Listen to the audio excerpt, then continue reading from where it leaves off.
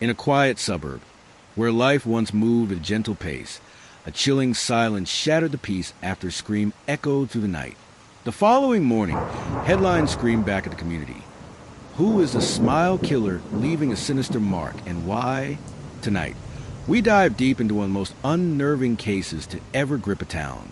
Who is this shadowy figure haunting the streets, and how has he managed to stay one step ahead of authorities? Stick around, because the twists and theories in this case are unlike anything you've heard before, and I promise, by the end, you'll be left with more questions than answers. But that's the nature of true crime, isn't it? The answers are often more terrifying than the unknown. As investigators scrambled, the case quickly shifted from standard detective work to something far more elusive. This wasn't just about fingerprints, DNA samples, or CCTV footage. Instead, the real challenge lay in an invisible battlefield, the mind of the killer.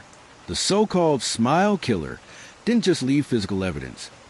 He left psychological warfare, a smirking emblem at every scene, taunting authorities, a chilling reminder that this wasn't a random act of violence. This was a carefully orchestrated game. And it begs the question, how do detectives dive into the twisted psyche of a murderer who seems to thrive on fear itself? Viewers, I want you to think about this. If someone could get inside your mind, not just your home, would you even know? Let me know in the comments what scares you more. A killer who breaks into your house, or one who breaks into your head? The smile killer earned his name for one horrifying reason. At each crime scene, he left behind a crude symbol, a mocking smile, sometimes drawn on mirrors, other times etched into surfaces, and in one chilling case, smeared onto a window. It wasn't just a mark, it was a message. I was here and I'm not done. Victims appeared to share haunting similarities. They weren't chosen at random. Each lived an ordinary life, yet they were caught in familiar spaces.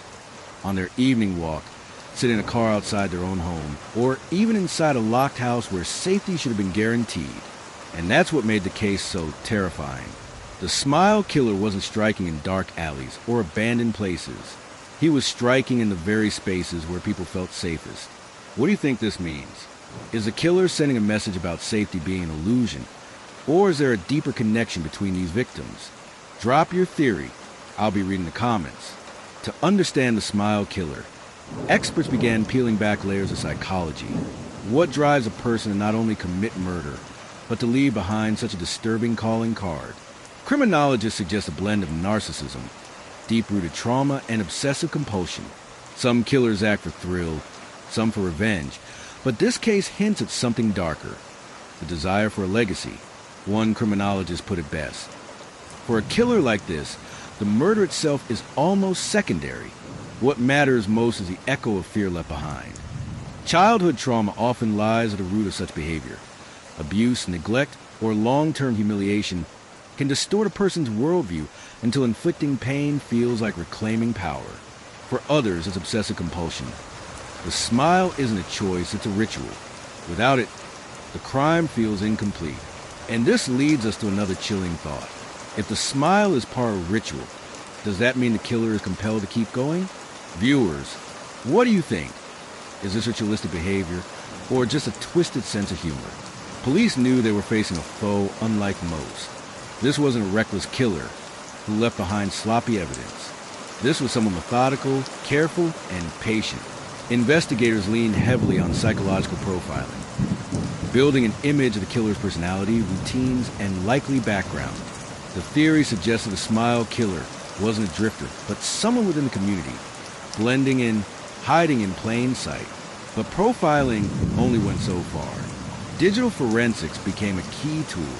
Detectives suspected the killer might be lurking online, on forums, on social media, maybe even reading about himself in real time. Imagine that, the killer, anonymous among commenters, laughing as the community tried to solve his riddle. And that's what makes modern investigations both powerful and terrifying. We live in an age where digital footprints are everywhere, but so are masks. What do you think? Will the smile killer risk bragging online, or does silence make him stronger? While detectives race against time, the community fell into paranoia. Streets emptied earlier each evening. Families installed extra locks, cameras, even guard dogs. Parents clutch their children tighter, and every unfamiliar face sparks suspicion. Local stores closed earlier. Evening gatherings faded.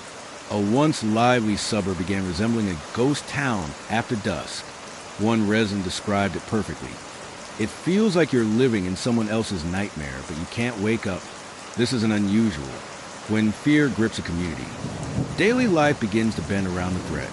People start self-policing, looking over shoulders, whispering theories. And in many cases, that fear can spread faster than the truth. If this happened in your neighborhood, how would you adapt? Would you stay indoors? Or try to live life as normal? Every unsolved case breeds theories. And the smile killer was no different. Online forums exploded with speculation. Some suggested revenge. Perhaps the victims had wronged the killer in some hidden way. Others believed it was symbolic. A twisted crusade against the illusion of suburban safety.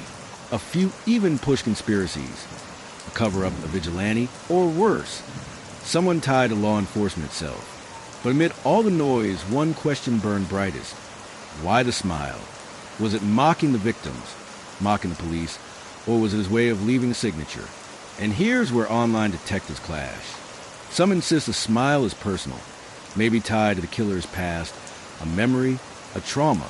Others think it's random, designed to mislead. What's your take?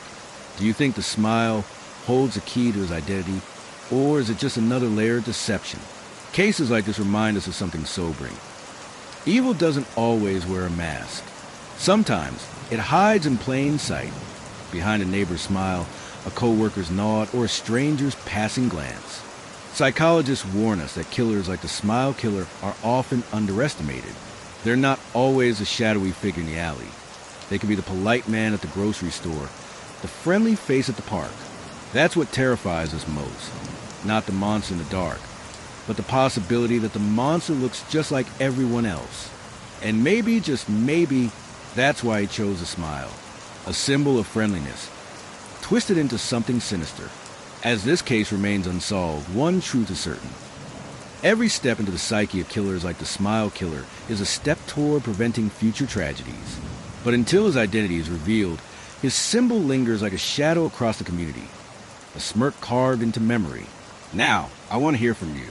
What do you think drives someone like this? Do you believe the smile is a clue or just a taunt? Drop your theories in the comments below, and let's see if together we can uncover what investigators have yet to solve. Because sometimes the key to a mystery lies not in one mind, but in many. The case remains unsolved. Hey.